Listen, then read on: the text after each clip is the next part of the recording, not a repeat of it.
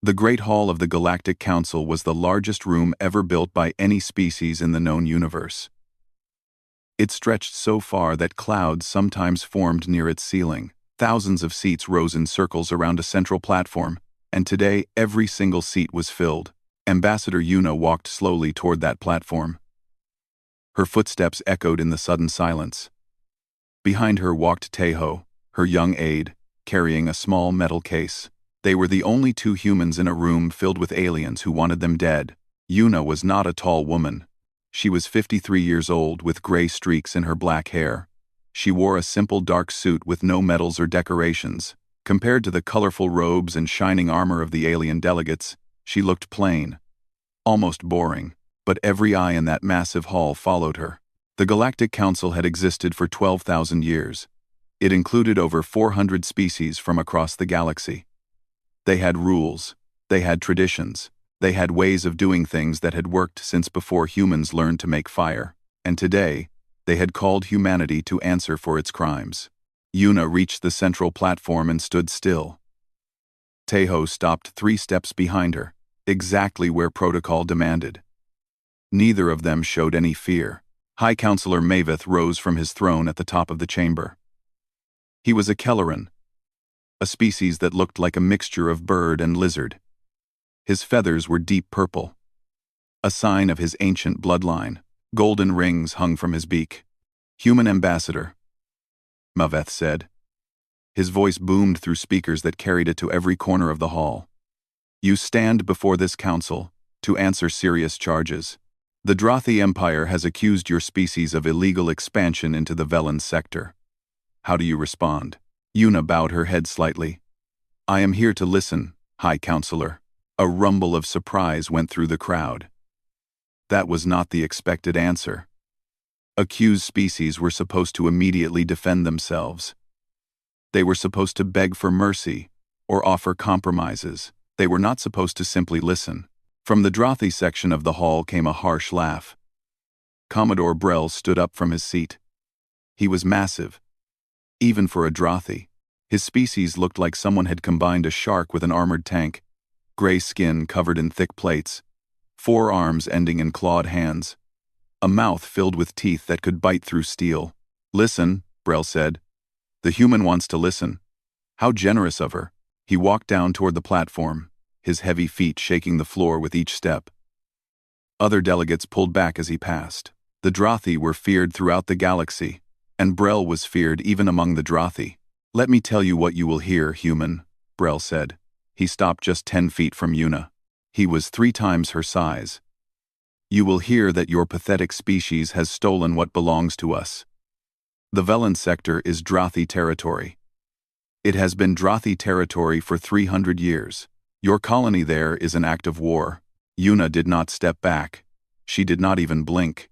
"I am listening," she said. Brell's eyes narrowed. He had expected fear. He had expected the human to tremble. Every other species trembled before the Drothi. "Then listen to this," he growled.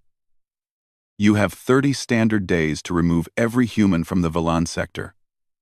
Every building must be destroyed. Every ship must leave. If even one human remains after 30 days, the Drothi Empire will consider it a declaration of war, and we will respond accordingly." The hall erupted in whispers. 30 days was an impossibly short time. The human colony in Velan had over 2 million people. Evacuating them in 30 days would be nearly impossible, but that was the point. The Drothi did not want evacuation. They wanted war. They wanted an excuse to crush humanity before it grew any stronger. High Counselor Maveth raised a hand for silence. "Ambassador Yuna, you have heard the Drothi demand. This council recognizes the Drothi claim to the Velan sector. We advise you to comply. What is your response?" Every delegate leaned forward. This was the moment they had all come to see. Humanity was young. Humanity was weak. Humanity had only been part of the galactic community for 60 years. They had no choice but to surrender. Yuna looked up at the thousands of faces staring down at her. She looked at Brell, still standing close enough to kill her with one swipe of his claws. She looked at High Counselor Maveth, waiting for her submission. Then she smiled. "No," she said. The word was quiet. Simple. But it hit the hall like a bomb. Brel actually stepped back. "What did you say?" I said no. Yuna's voice was calm. "Humanity refuses to leave the Velen sector. We refuse to destroy our colony. We refuse to comply with Drothi demands." Chaos exploded through the chamber. Delegates shouted in 100 different languages. Some screamed warnings at the humans. Others called for security. A few simply stared in complete shock. Brel recovered quickly. His mouth spread into a terrible smile. "Then, you have chosen death. Human. The Drothi fleet will burn your colony to ash. And then we will come for your homeworld." "We will." "I was not finished," Yuna said. She said it quietly, but somehow her voice cut through all the noise. The hall fell silent again. "You asked for my response," Yuna continued. "My response is no. We will not negotiate. We will not surrender. We will not comply. Not today. Not ever." High Counselor Maveth looked like he might faint. "Ambassador, please. You must understand the situation. The Drothi Empire has the largest fleet in the galaxy. They have conquered dozens of species. You cannot win this war." "I did not say we would fight a war," Yuna said. "I said we would not negotiate." Brel laughed. "If you will not negotiate and you will not fight, then what will you do? Pray?" "I will tell the truth," Yuna said. She turned to Teho. Her young aide stepped forward and opened the metal case he had been carrying. Inside was a small holographic projector. "Before we continue," Yuna said, "I think this council should see something interesting. Something that the Drothi Empire has worked very hard to keep hidden." Brel's smile disappeared. "What is this?" "This," Yuna said, "is why humanity refuses to negotiate. Because we know your secret, Commodore. We know what the Drothi really are." "Temyuna Tounder. We know what the Drothi really are." She pressed a button on the projector, and the hall filled with blue light. The delegates watched in confused silence. They did not understand what they were seeing. Not yet, but they would. And when they did, everything would change. Yuna stood still and watched the light play across their faces. 60 years ago, humanity had joined the galactic community as the smallest and weakest member. Everyone had expected them to stay that way. Everyone had been wrong. Blue light filled the Great Hall of the Galactic Council. Thousands of delegates watched in silence as the holographic projector displayed its secrets. At first, they did not understand what they were seeing. The images seemed random. Star maps, ship movements, communication logs, but then the patterns began to emerge. Commodore Brel stood frozen near the central platform. His gray face had turned pale. His forearms hung limp at his sides. For the first time in his long and violent life, he looked afraid. "This cannot be real," someone whispered in the crowd. Ambassador Yuna stood calmly beside the projector. Her aide Teho monitored the display, making sure every delegate could see clearly. Neither of them showed any emotion. "What you are seeing," Yuna said, "is 50 years of intelligence gathering. Every secret transmission, every hidden deal, every lie the Drothi Empire has told this council." The hologram shifted to show a star system. 3 planets orbited a yellow sun. One of the planets glowed with a soft purple light. "The Velen sector," Yuna continued. "The Drothi claim they have owned this territory for 300 years. But that is not true. They conquered it 240 years ago. They took it from a species called the Velan." Murmurs spread through the hall. Several delegates checked their records. The Velan were not listed in any database. "The Velan are not listed because they no longer exist," Yuna said. "The Drothi killed them all. Every single one. Men, women, children. They erased an entire civilization, and then erased the memory of that civilization." Brel finally found his voice. "Lies. Human lies. The council should not listen to this propaganda. Is it propaganda? Yuna asked. She pressed another button on the projector. The hologram changed to show a recorded conversation. Two Drathi officers spoke in their harsh language, but subtitles translated their words. The Velan crystals are almost gone, one officer said. We have perhaps 20 years of reserves left. Then we must find more, the other replied. The crystals power everything. Without them, our ships cannot fly. Our weapons cannot fire. The Empire will collapse. There are no more. The Velan mines were the only source in the galaxy. When we killed them, we did not realize we needed them to show us how to find new deposits. The recording ended. Silence filled the hall. High Counselor Maveth stared at the empty space where the hologram had played. His feathers had turned from purple to gray, a sign of extreme shock in his species. Ambassador Yuna, are you saying what I think you are saying? Yes, High Counselor. Yuna turned to face the entire assembly. The Drathi Empire runs on Velan crystals, a unique energy source that exists nowhere else in the known universe. The crystals powered their fleet, their weapons, their entire civilization. And they are almost gone. She let that statement hang in the air. For the past 50 years, the Drathi have been bluffing. Their great fleet still flies, but barely. Their weapons still fire, but weakly. Every time they threaten war, they pray that no one calls their bluff. Because if they actually had to fight, they would lose. Brel charged toward Yuna. His clawed hands reached for her throat. I will kill you myself, human. I will. He never finished the sentence. Teho moved faster than anyone expected. The young aide stepped between Brel and the ambassador. His hand shot out and pressed something against Brel's chest. The massive Drathi warrior collapsed to the ground, unconscious. Gasps echoed through the chamber. No one had ever seen a Drathi defeated so easily. Their armor was supposed to be impenetrable. Their reflexes were supposed to be the fastest in the galaxy. Teho stepped back and returned to his position behind Yuna. He showed no pride in what he had done. It was simply his job. The device I used is quite simple, Yuna said, as if nothing unusual had happened. It disrupts the energy flow in Drathi armor. Their armor runs on Velan crystal power cells. Without power, it becomes very heavy, and the warrior inside becomes very tired from carrying all that weight. She smiled slightly. We developed this technology 30 years ago. We have been waiting for the right moment to reveal it. High Counselor Maveth slowly sat down on his throne. His mind was trying to process everything he had just learned. The Drathi, who had terrified the galaxy for centuries, were weak. They had always been weak. They had simply hidden it well. Why? He asked. Why did humanity wait so long to share this information?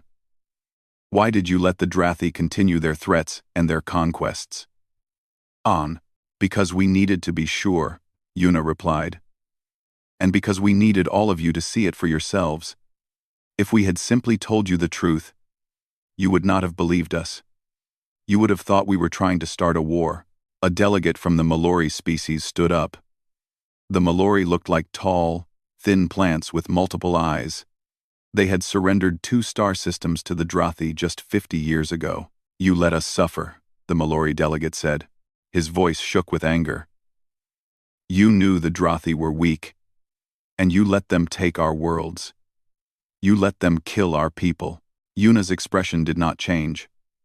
We could not save everyone. We are sorry for that. But if we had acted too soon, we would have failed. The Drathi would have denied everything. This council would have sided with them, and humanity would have been destroyed. So you waited until you were strong enough, the Mallory said. Yes. We waited until we could protect ourselves, and until we had proof that no one could deny. Yuna gestured at the unconscious form of Brel. The Drathi cannot threaten us anymore. They cannot threaten anyone. Their empire is built on lies, and those lies have finally caught up with them. The hall erupted in noise again, but this time, it was not chaos, it was excitement. Species that had lived in fear for generations suddenly realized they were free. The monster under the bed had turned out to be made of paper. But not everyone was celebrating. The Drothi delegation sat in stunned silence. There were 40 of them, all warriors, all wearing the same heavy armor that had just failed Brel so completely. They looked at each other with growing panic. One of them, a female officer named Krath, slowly stood up. "We will not accept this humiliation," she said. "The Empire will respond. We still have ships. We still have soldiers. You will do nothing," Yuna interrupted. "Because we are not finished." She pressed another button on the projector. More documents appeared, more recordings, more evidence. "This is every secret the Drothi Empire has," Yuna said. "Every hidden weakness, every corrupt deal, every crime they have committed in the past 300 years. We have copies stored in 100 locations across the galaxy. If anything happens to humanity, if anything happens to any species that stands against the Drothi, this information will be released to everyone."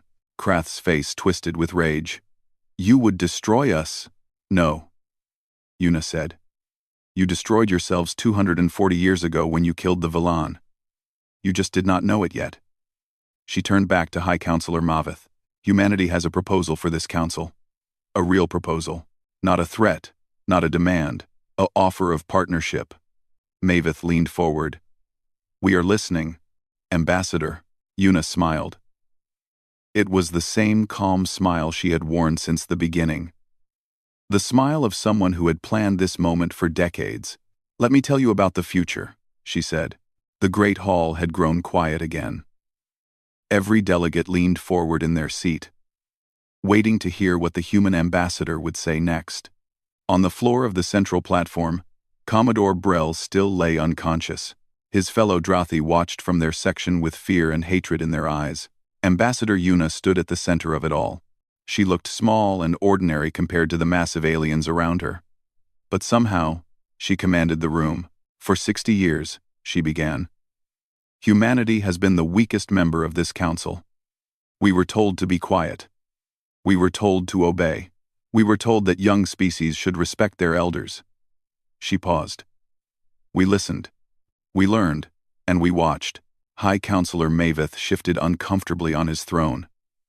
"Ambassador, please, tell us your proposal." "I will get there, High Counselor. But first, I want everyone to understand something important." Yuna turned slowly, looking at every section of the massive hall. "The Drothi are not the only ones with secrets. Many of you have made deals with them. Many of you have benefited from their threats. Many of you knew they were criminals and said nothing." Silence. Heavy, guilty silence. "We know about those deals too," Yuna continued. "We have records, names, dates, amounts. But we are not here to punish you. We are here to offer you a choice." Her aide Teho pressed a button on the projector. A new image appeared in the air. It showed a simple diagram. On one side was a picture representing the old Galactic Council. On the other side was something new. Something different. The old council was built on fear, Yuna explained. Strong species bullied weak species. Resources flowed from the many to the few. Justice was something that only applied to those without power. She pointed at the new diagram. "We propose something different. A true alliance. No more empires. No more conquered territories. Every species gets one vote, regardless of size or strength. Disputes are settled by law, not by threats." A Vareshi delegate stood up. The Vareshi were known for their cynicism. They looked like large gray spiders with too many eyes. "Pretty words, Ambassador. But words mean nothing. Who will enforce these laws? Who will stop the strong from taking what they want?" "We will," Yuna said simply. Laughter erupted from several sections of the hall. The Vareshi delegate made a sound that might have been a chuckle. "You? Humanity? You have been spacefaring for less than 2 centuries.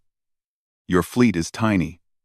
Your technology is basic. How will you enforce anything?" Yuna did not seem bothered by the laughter. She waited for it to die down. "Let me show you something," she said. Tejo adjusted the projector. The hologram changed to show a star map. Hundreds of tiny lights appeared across the galaxy. These are human research stations, Yuna said.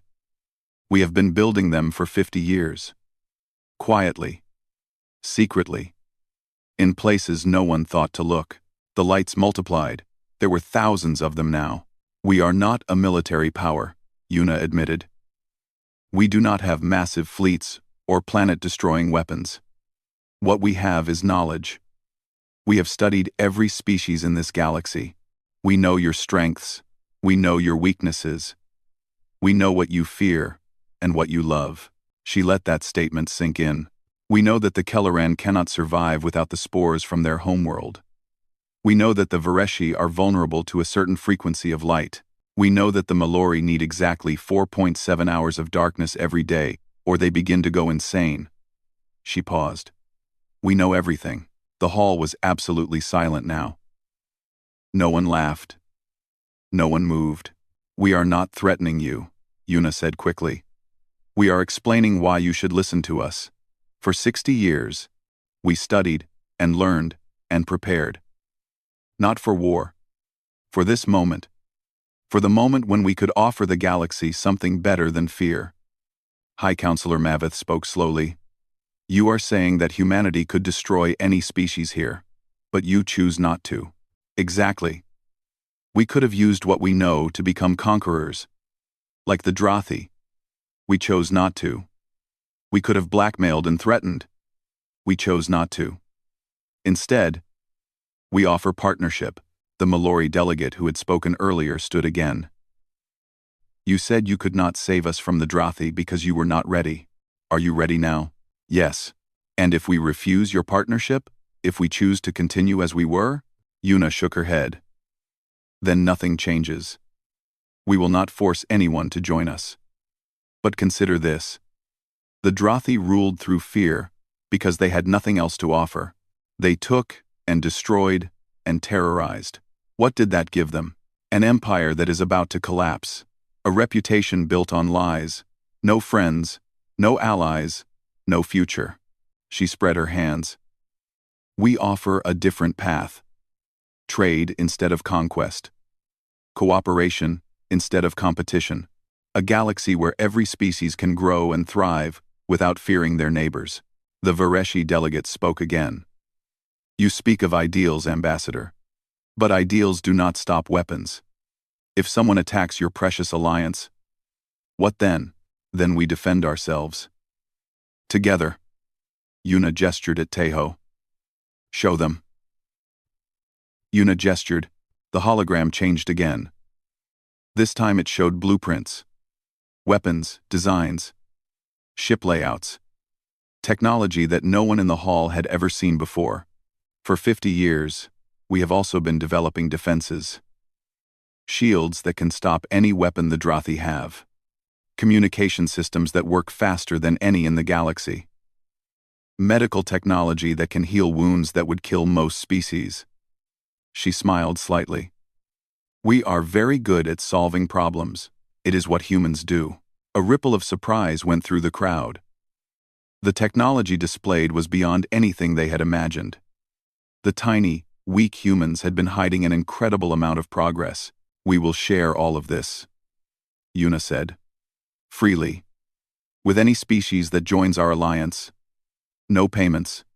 No conditions. Just a promise to treat each other fairly. High Counselor Maveth raised a hand. Ambassador, this is extraordinary. But I must ask, why? Why would humanity give away such advantages? What do you gain from this? Yuna was quiet for a moment. When she spoke, her voice was softer. We gain neighbors instead of enemies. We gain trading partners instead of rivals. We gain friends. She looked up at the Kelleran leader. Humans have a saying, High Counselor, if you want to go fast, go alone. If you want to go far, go together. We want to go very, very far. The Drothi section remained silent. Officer Krath still stood at her seat, her face unreadable. On the floor, Commodore Brell began to stir. He groaned as he tried to lift himself with arms made weak by his powerless armor. "What about them?" Someone called out. "What happens to the Drothi?" Yuna looked at the fallen warrior, then at the frightened delegates in the Drothi section.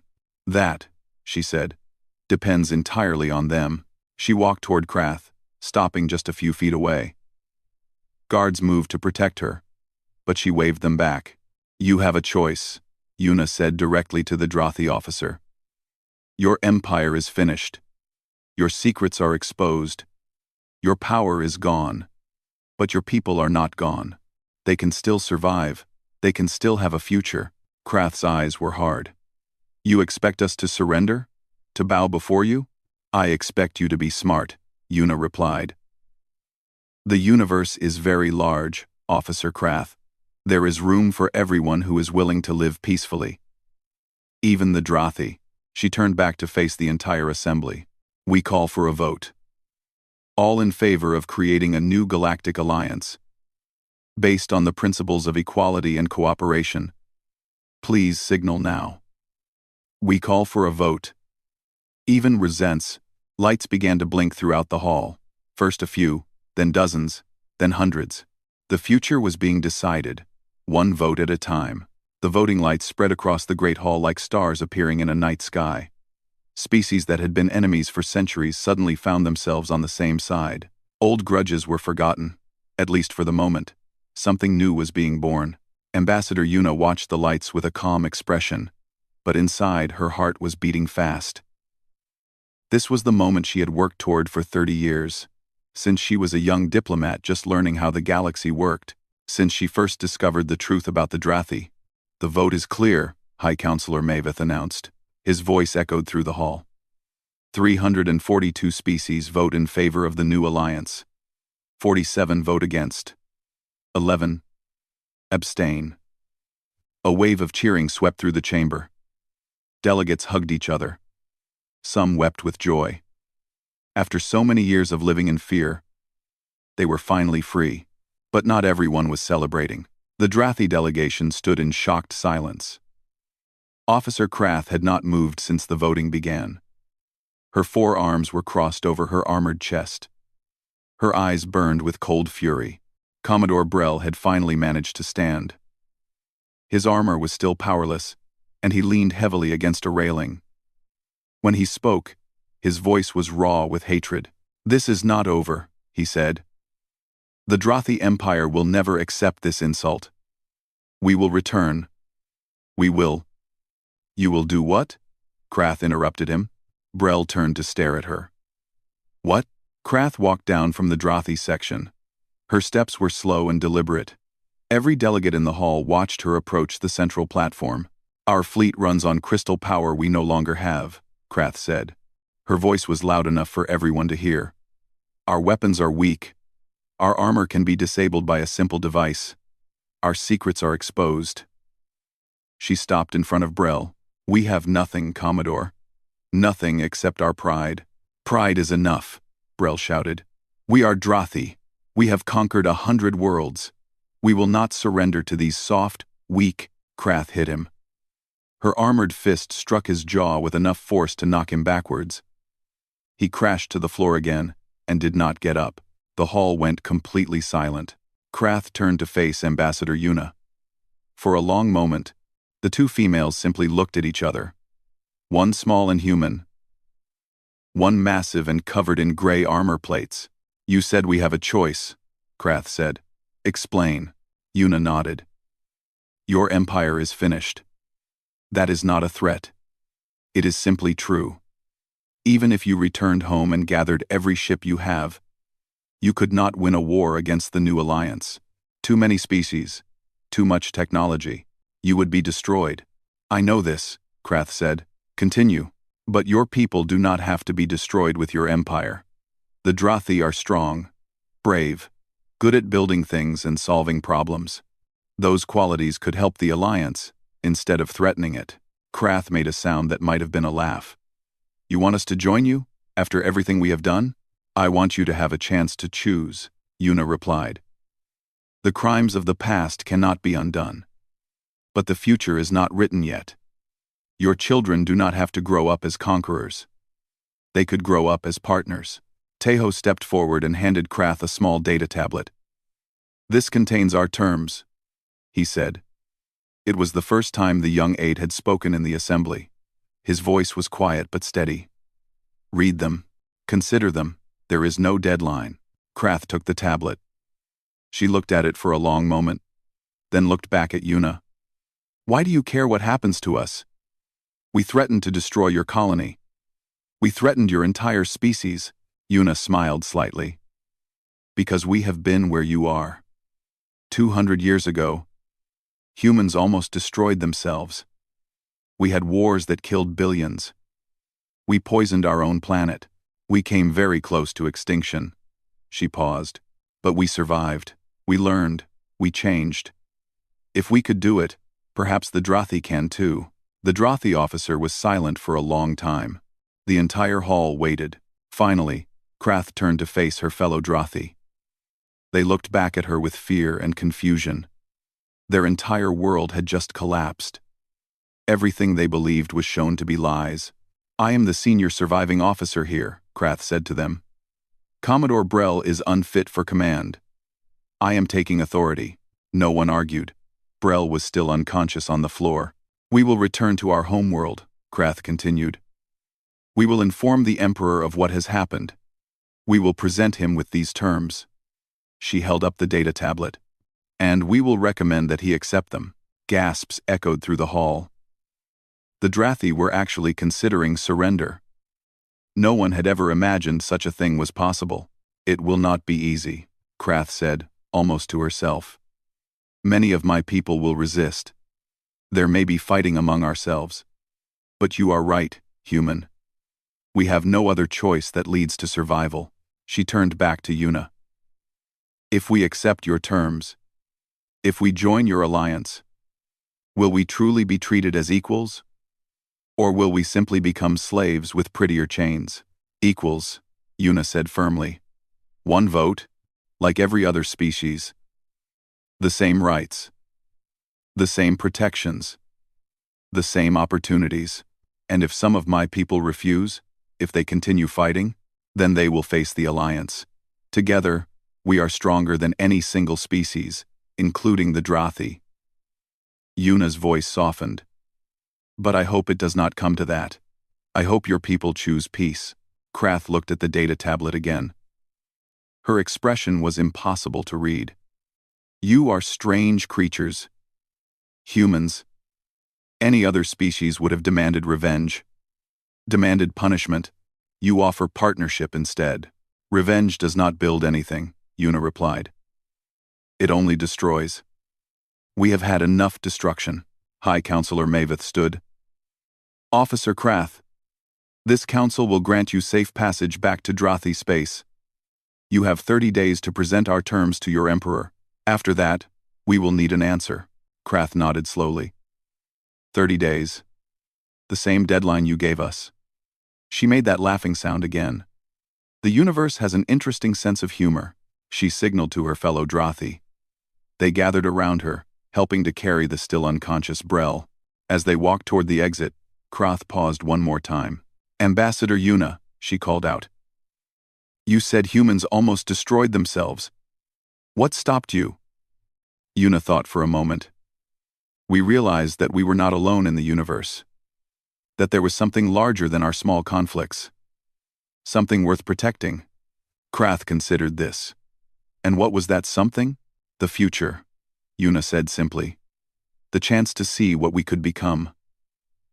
Together, the Drothi officer said nothing more. She led her people out of the great hall, and the massive doors closed behind them. The moment they were gone, the celebration began. Delegates cheered, and sang, and danced. Thousands of years of fear had ended in a single afternoon, but Yuna did not celebrate. She walked to the edge of the platform and sat down, suddenly very tired. Tejo joined her, sitting quietly by her side. You did it, he said. You actually did it. Yuna shook her head. We did nothing yet. The hard work is just beginning. What do you mean? She looked out at the celebrating delegates. Building an alliance is harder than defeating an enemy. These species have hated each other for generations. They do not trust each other. They barely understand each other. Making them work together will take decades of patience and compromise. Tejo was quiet for a moment. Do you think we can do it? Yuna smiled. It was the first real smile she had allowed herself all day. I think, she said, that we are going to find out. 6 months had passed since the day that changed the galaxy. Ambassador Yuna stood on a balcony overlooking the rebuilt Council Plaza. Below her, thousands of beings from dozens of species walked together through the gardens. Kelleran and Mallory shared meals at outdoor cafes. Vareshi children played games with young Dorathi.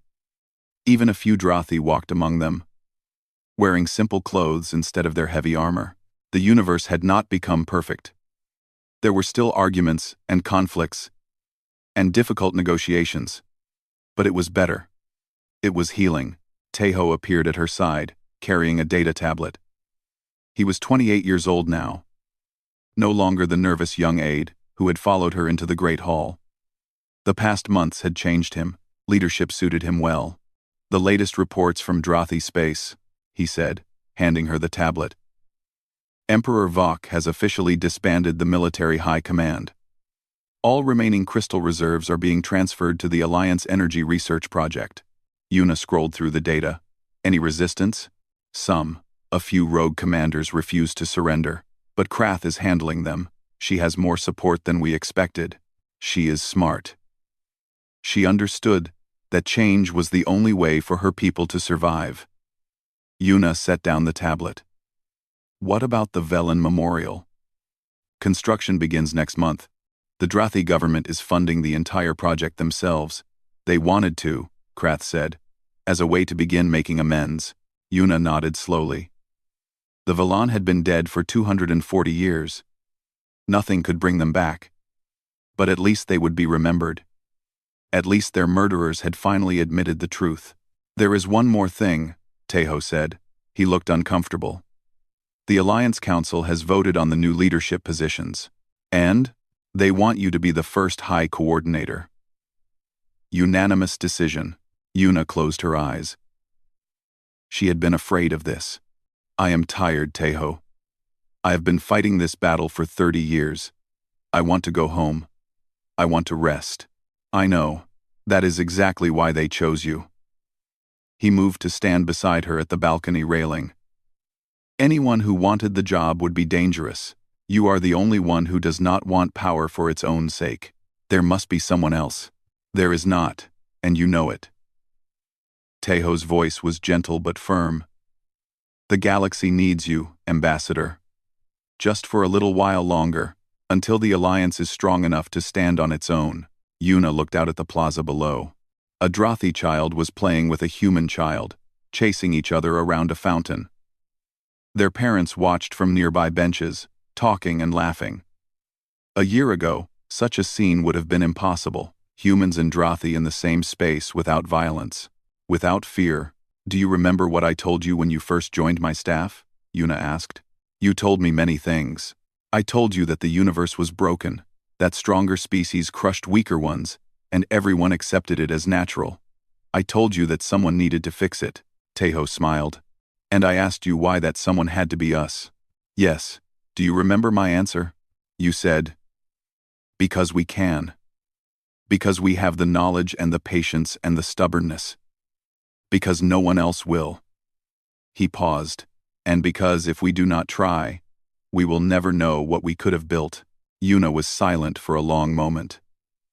The sounds of the plaza drifted up to them. Laughter. Music. The happy noise of beings who were no longer afraid. I am so tired, she said again. But this time, there was a smile in her voice. Fine. I will accept the position, but only for 5 years. After that, someone else takes over. Agreed. The council will be pleased, and you will be my senior advisor. I am not doing this alone. Tejo bowed slightly. I would be honored. High Coordinator. Yuna laughed. Do not call me that. It sounds ridiculous. It sounds exactly right. They stood together in comfortable silence, watching the sunset paint the sky in shades of orange and purple. Somewhere in the distance, a bell was ringing. The evening meal was being announced. "We really did it," Tejo said softly. "We changed everything." "Not everything. Not yet." Yuna turned to walk back inside. "But we made a start. That is all anyone can do. Make a start, and hope that others will continue the work." She paused at the doorway and looked back at her young friend. "There will be challenges ahead. New enemies. New crises. Moments when it seems like everything is falling apart. When that happens, remember this day. Remember what we built. Remember that change is possible, even when it seems impossible." Tejo nodded. "I will remember." "Good." She smiled. "Now come. There is a state dinner tonight. And I hate being late. We have 300 delegates to greet, and I need you to help me remember all their names." They walked together through the halls of the new Alliance headquarters. It was a building designed by dozens of species working together. The first such cooperation in galactic history. The walls displayed art from 100 worlds. The corridors were wide enough for the largest beings and comfortable for the smallest. As they walked, Yuna thought about the journey that had brought them here. All the years of planning. All the secrets gathered. All the risks taken. There had been so many moments when everything could have gone wrong. When the Drothi could have called their bluff. When the Council could have sided with the old order. But they had not. The galaxy had chosen hope over fear. Partnership over conflict. A future worth building. The dining hall was already filling when they arrived. Delegates greeted Yuna with respect and genuine warmth. Even the Drothi ambassador, a reformed general named Thok, offered a formal bow. "High Coordinator," Thok said, "my government has sent a message. Emperor Vok wishes to meet with you personally to discuss the next phase of integration." "Tell him I would be honored," Yuna replied. "We have much to discuss." She took her place at the head table and looked out at the assembled delegates. So many species, so many cultures, so many histories of conflict and mistrust, yet here they were, sitting together, sharing food and conversation. This was what she had dreamed of, all those years ago. A galaxy united not by fear but by choice. Not perfect, not peaceful in every corner, but moving forward. Together. Tejo leaned close to whisper. "They are waiting for you to speak." Yuna stood. The hall fell silent. "Friends," she said. 6 months ago, we stood in a different hall and made a choice. We chose to build something new. Something better. Tonight, we celebrate how far we have come." She raised her glass. "To the Alliance. To the future. And to the courage to keep building, even when the work is hard." Hundreds of glasses rose in response. Hundreds of voices echoed her words, and for the first time in centuries, the galaxy looked forward instead of back. The work was far from over. But it had begun. And that, Yuna thought as she sat back down, was enough. That was everything. The future was no longer a threat. It was a promise. And humanity would be there to help keep it.